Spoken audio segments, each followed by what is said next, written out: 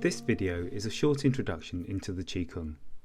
All internal martial arts either contain or have clearly defined exercises to increase our access to what is known as internal energy, or Qi, in order to develop internal power, also known as Jin.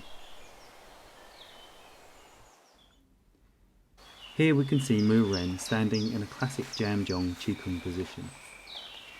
So what is Chi Kung for? Firstly, I'd like to suggest that as human beings we live in three worlds at once. The physical world, the mental world, and the spiritual world. Just look around you. The physical world and mental world are obviously well catered for. However, the spiritual world is often ignored, forgotten, or misunderstood, and this is out of balance. The natural way is to have a strong spirit, an open mind,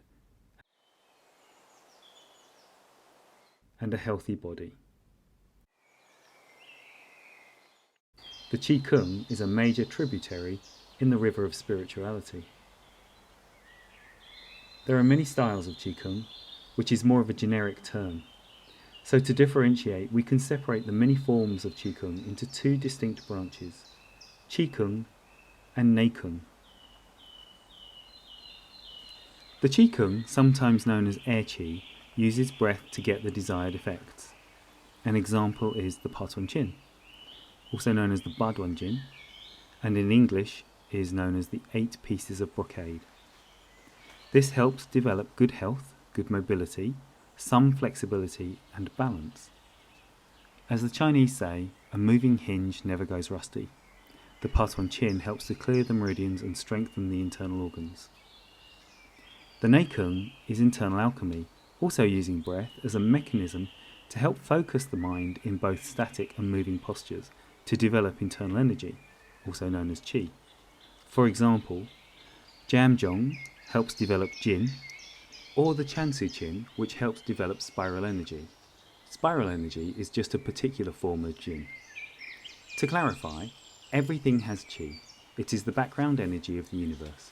By using both Chi Kung and Nei Kung practices, we can increase our access to this source of Qi, so that we can refine it into usable power known as Jin. Both these practices help to increase your available energy, which brings with it a number of benefits. However, they are very useful for those following the martial aspects of internal martial arts. You may practice one or both branches of Chi Kung.